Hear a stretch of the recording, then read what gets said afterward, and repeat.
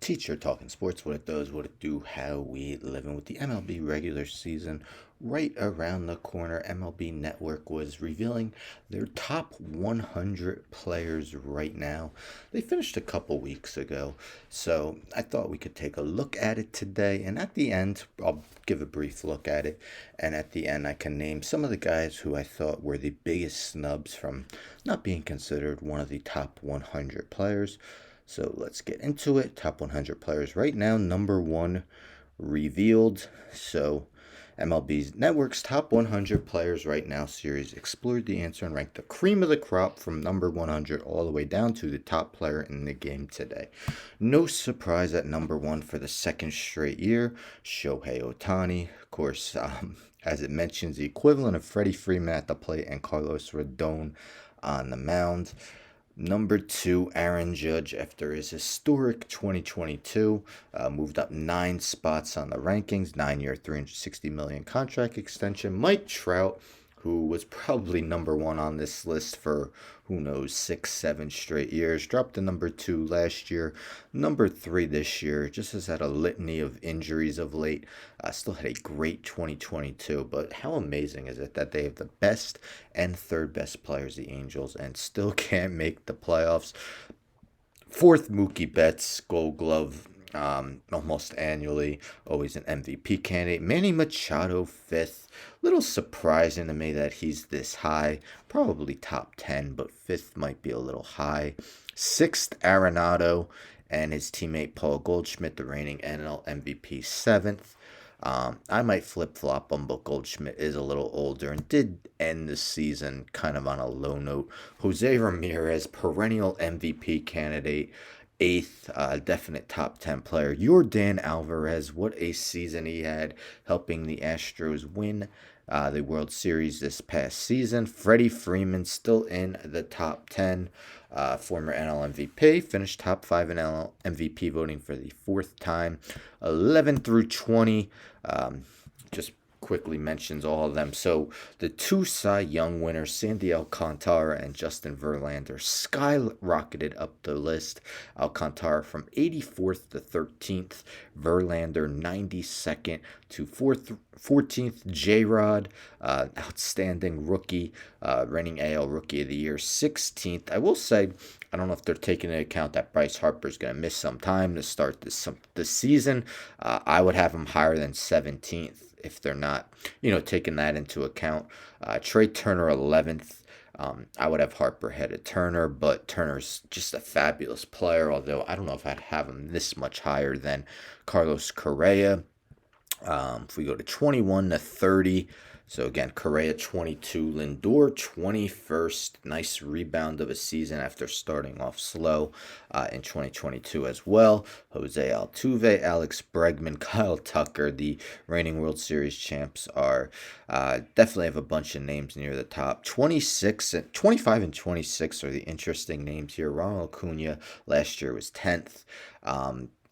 Got healthy, but unfortunately did not look as good at the plate as he did in previous years. And Fernando Tatis, of course, missed all of last season, then got suspended. Is going to miss 20 more games to start this season. Will 26 prove to be too low? Jacob deGrom fell from 7th to 28th as he hasn't been able to stay healthy. The Rangers are praying he can. 31st to 40th. So Carlos Rodon, I don't know how he wasn't ranked last year. He was good in 2021 as well. Up to 38th. One behind his new teammate Garrett Cole of the Yankees. Zach Wheeler, 35th. I would actually have Aaron Nola above him. I think Aaron Nola is a little bit better. But Zach Wheeler, 35. Jose Abreu, 40th. He's still a very productive hitter.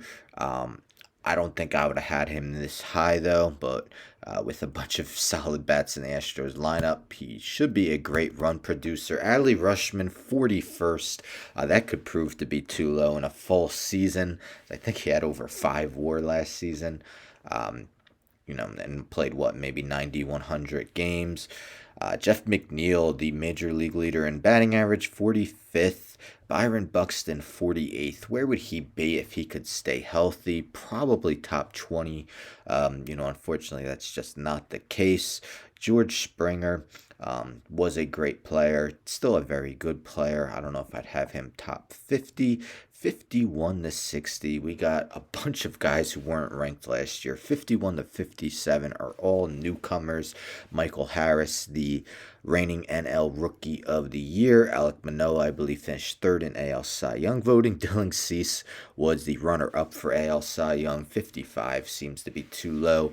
The two most dominant relief pitchers of last season, Edwin Diaz and Manuel Clase, back-to-back 51 and 52. Will Brian Reynolds finally get traded? Seemingly has been a rumor for like 3 years now. He's at 60, 61 to 70.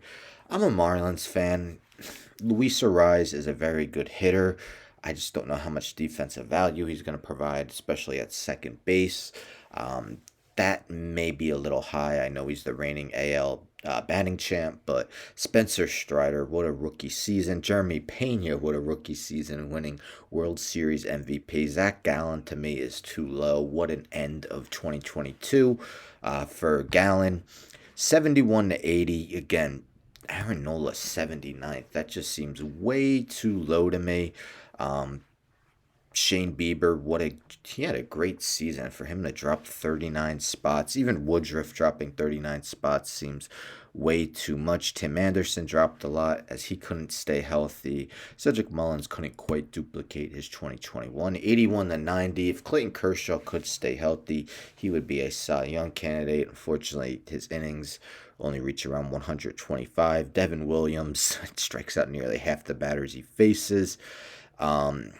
Otherwise, Christian Walker, what a season it was for him. He's not going to hit for a high average, but so much power in his bat. And 91 to 100. A few young players. Bobby Witt Jr. Advanced Metrics weren't quite fond of him because they rated him very low as a defensive shortstop, but could be a potential 30-30 guy. Jazz Chisholm Jr., the MLB The Show 23 cover athlete. If another guy, he needs to stay healthy. He does. He's going to be playing center field this season for the Marlins. Some Padres starters, Yu Darvish, Joe Musgrove, and John Carlos Stanton makes the rankings at 100th.